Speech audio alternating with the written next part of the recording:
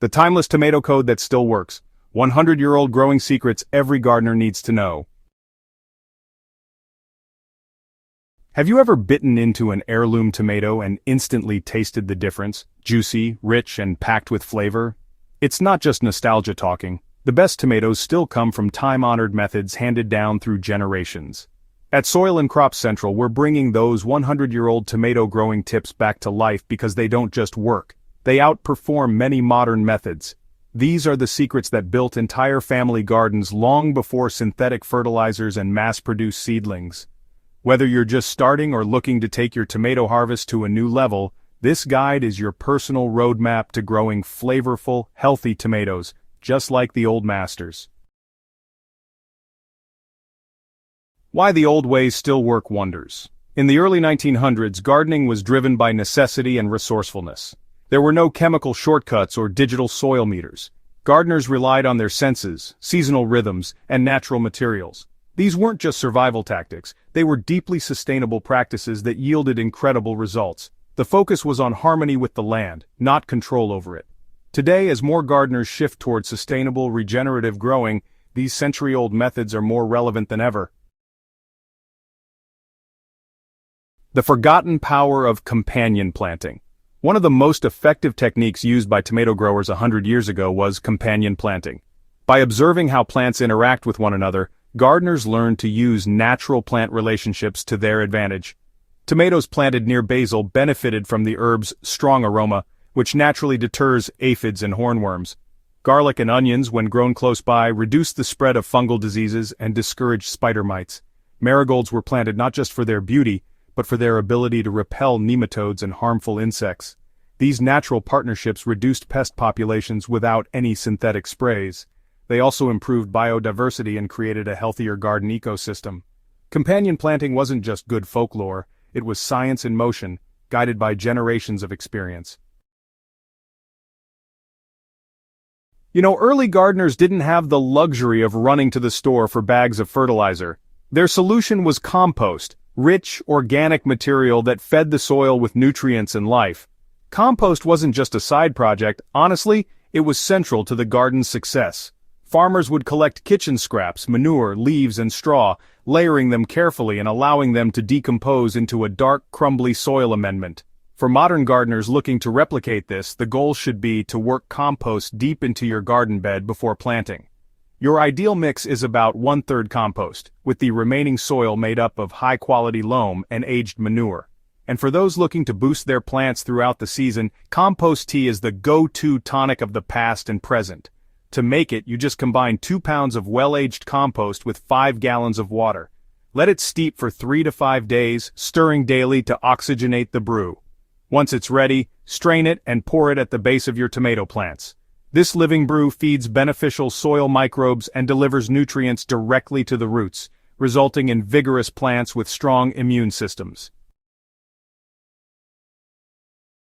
So a century ago, gardeners didn't choose tomatoes based on catalog descriptions. They chose based on survival and flavor. They saved seeds from the strongest, tastiest plants year after year, creating what we now call heirloom varieties. These tomatoes are not only diverse in color, size, and shape, but they're also perfectly adapted to regional conditions. If you live in a shorter growing season, heirlooms like Stupus or Glacier are ideal for ripening before the first frost. In hot, humid areas, robust types like Homestead or Arkansas Traveler perform beautifully. You should also know the difference between determinate and indeterminate tomatoes. Determinate varieties produce a bushy plant and ripen all at once, perfect for canning or batch processing. Indeterminate varieties continue growing and fruiting all season long, providing a steady harvest from summer to fall.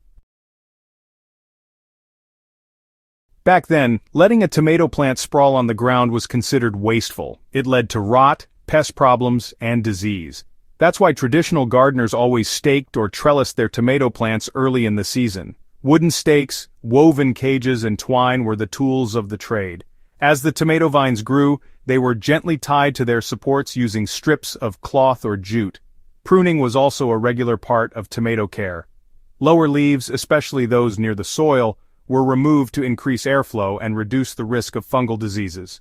Suckers, the tiny shoots that grow between the main stem and branches, were pinched off to encourage the plant to focus energy on producing fruit instead of excessive foliage.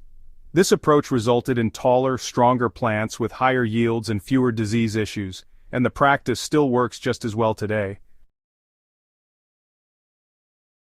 Even 100 years ago, gardeners noticed that some tomato flowers would bloom without ever producing fruit.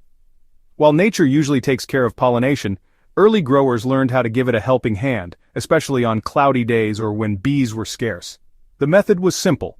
Using a small, clean paintbrush or just tapping the flower clusters with your fingers, they would help distribute the pollen within the flower. This increased the chance of successful pollination and ultimately boosted yields. It's an easy and effective step that can dramatically improve your results, particularly in controlled environments like greenhouses or urban gardens. A blossom end rot, a common tomato issue, was just as frustrating to gardeners a century ago as it is now. But they had a remarkably simple and effective remedy. They mixed 1 tablespoon of Epsom salt and 1 tablespoon of finely crushed eggshell powder into 1 gallon of water. This mixture was then poured around the base of each plant every 2 weeks. The Epsom salt delivered magnesium, which promoted healthy green leaves and improved flower production. The calcium from the eggshells helped prevent blossom end rot, keeping the fruit strong and intact. This simple natural tonic remains one of the most reliable homemade solutions in tomato gardening today.